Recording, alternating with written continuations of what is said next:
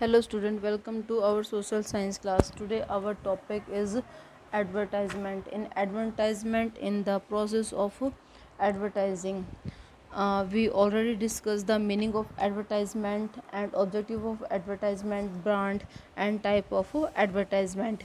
In this video we discussed about the process of advertising.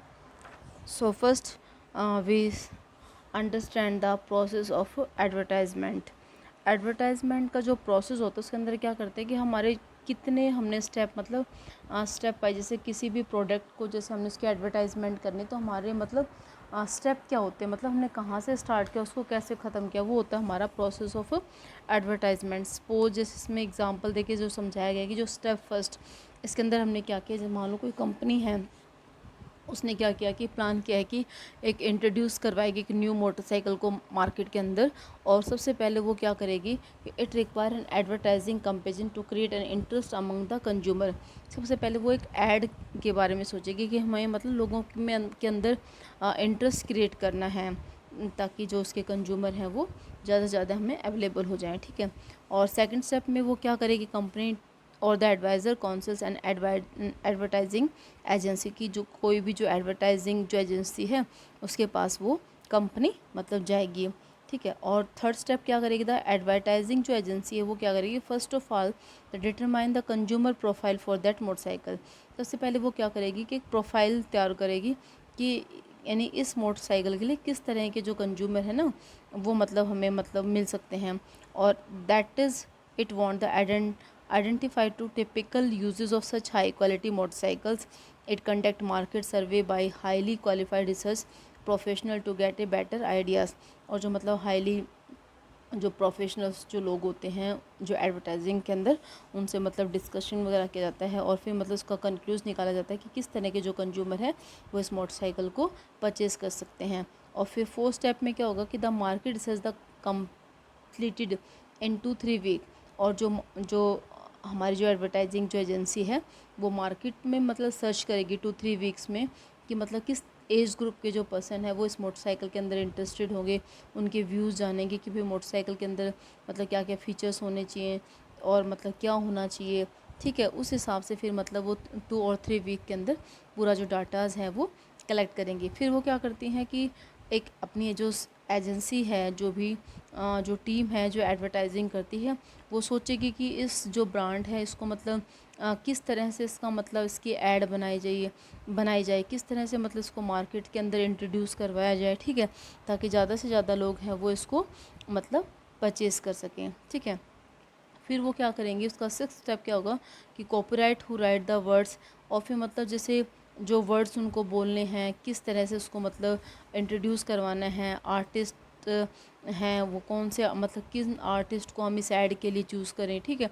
नहीं वो सभी इसके अंदर वो डिसाइड करते हैं. फिर क्या करते हैं कि जो एजेंसी है वो एक प्रेजेंटेशंस तैयार करती है जो भी मतलब उनका जो कंप्लीट जो ऐड है उसको मतलब वो पूरा कंप्लीट करके उसकी जो प्रेजेंटेशंस है वो दिखाती है. और फिर देन क्या होता है कि लास्ट में उसका विजुअल और जो ऑडियो जो एडवर्टाइजमेंट है वो मतलब यूज़ किया जाता है और मीडिया के थ्रू मतलब लोगों के पास उसको कन्विंस किया जाता है. और देन वो फाइनली जो हमारा जो भी प्रोडक्ट होते हैं वो मार्केट के अंदर लॉन्च होता है. तो ये था हमारा मतलब प्रोसेस ऑफ एडवर्टाइजिंग. इसके अंदर हमने मतलब फर्स्ट स्टेप से लेके इसके 9th स्टेप तक पढ़ा कि फर्स्ट स्टेप में क्या हुआ, सेकंड स्टेप में क्या.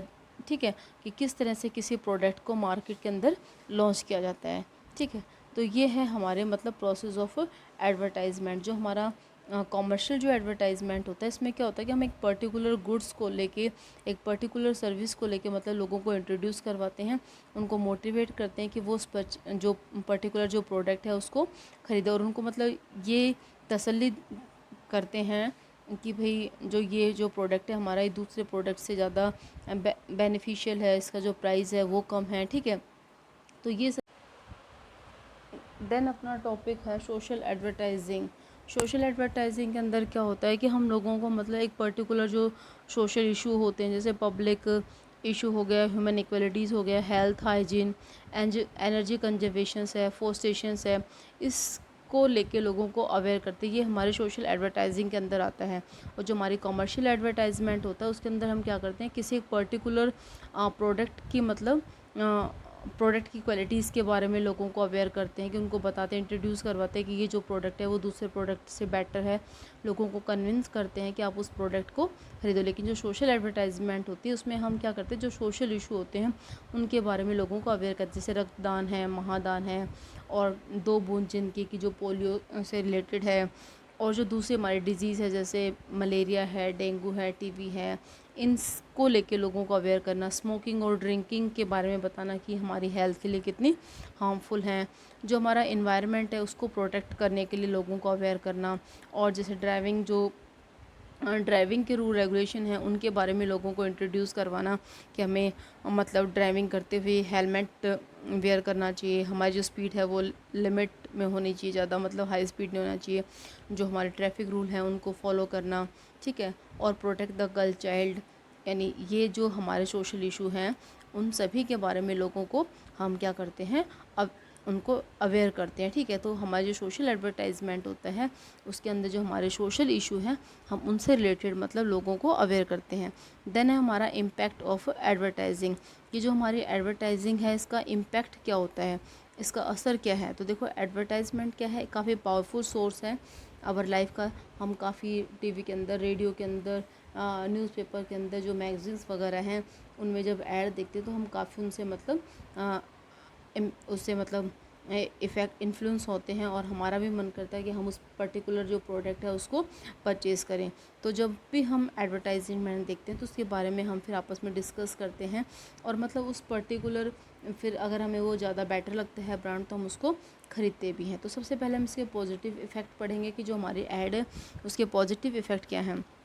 तो जो हमारी एडवर्टाइजमेंट है उसके पॉजिटिव इम्पैक्ट हैं हमारे इकोनॉमिक के अंदर। It increase the demand for goods and service. ये क्या करती है कि जो हमारी मतलब गुड्स और सर्विस की जो डिमांड है उसको मतलब इंक्रीज़ करती है। इन जो हमारी जो परचेजिंग पावर है उसको इंक्रीज़ करती है। It help develop a healthy competition among the producer.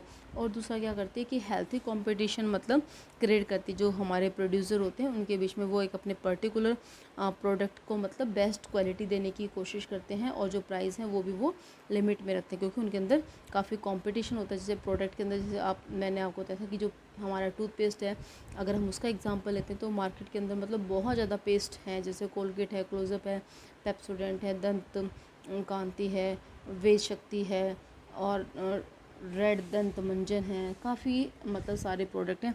तो इन सभी में क्या है, कंपटीशन है। तो सभी प्रोडक्ट अपने आप में मतलब एक पर्टिकुलर क्वालिटीज़, एक पर्टिकुलर फीचर्स को लिए हैं, और उनकी जो प्राइस है वो भी काफ़ी मतलब कम है। तो उसमें क्या है कि उनको हेल्थी कंपटीशन मिल रहा है जो भी प्रोड्यूसर हैं, और हमें मतलब कम पैसों में जो कंज्यूमर हैं उनको मतलब काफ़ी मतलब चॉइस मिल रही है, ठीक है। और it help consumer in comparing the product and final decision making. और दूसरा हमारी जो ऐड है वो क्या करती है, जो कंज्यूमर हैं उनको एक पर्टिकुलर जो प्रोडक्ट है उसको कंपेयर करने के लिए मतलब कंपेयर करने के लिए एक प्लेटफॉर्म प्रोवाइड करवाती है, ताकि फिर वो बाद में डिसीज़न ले कि मतलब कौन सा जो प्रोडक्ट है उनके लिए ज़्यादा बेटर है। ये तो थे इसके पॉजिटिव इफ़ेक्ट। अब है इसके नेगेटिव इफ़ेक्ट, कि जो ऐड है उसके नेगेटिव इफ़ेक्ट क्या होते हैं। देखो जो ऐड है जिस तरह से उसके पॉजिटिव इफ़ेक्ट है उसी तरह से उससे कुछ नेगेटिव इफ़ेक्ट भी होते हैं। जो ऐड होती है वो काफ़ी एक्सपेंसिव होती है, महंगी होती है, और इस वजह से जो बड़ी कंपनियां होती हैं सिर्फ वही अपने पर्टिकुलर जो भी उनका प्रोडक्ट है उसके वो ऐड कर पाती है। जो छोटी कंपनी होती हैं वो इस पर मतलब इतने पैसे इसको अफोर्ड नहीं कर पाती। तो क्या होता है कि हमें जो इन्फॉर्मेशंस मिलती हैं वो हमें जो बड़े कंपनीज़ हैं उनके जो प्रोडक्ट हैं उन्हीं के बारे में सिर्फ हमें है ना वो मिलती है मतलब इन्फॉर्मेशन। जो बाकी जैसे जो छोटी कंपनी जो प्रोडक्ट तैयार कर रही है उनके बारे में हमें मतलब इतनी जो इन्फॉर्मेशन है वो नहीं मिल पाती, ठीक है। और दूसरा क्या, जो बड़ी कंपनीज़ होती हैं वो ब्रांडेड जो भी ब्रांडेड मटेरियल्स होता है उसी की मतलब ऐड करती है, तो वो काफ़ी कॉस्टली होता है। और क्या करती है जो ऐड का एक नेगेटिव फैक्टर क्या है कि ये क्या करती है कि मतलब लोगों को मतलब उनके अंदर डिफरेंस क्रिएट करती है कि भाई जो एक पर्टिकुलर इसकी जो पैकिंग है ये जो ब्रांडेड है तो ये मतलब काफ़ी महंगा होगा, और उसको मतलब जो रिच पर्सन है वही मतलब परचेज़ कर पाएंगे, जो पुअर पीपल है वो परचेज़ नहीं कर पाएंगे। तो इस तरह से क्या होता है कि सोसाइटी के अंदर डिफरेंस क्रिएट होता है, ठीक है।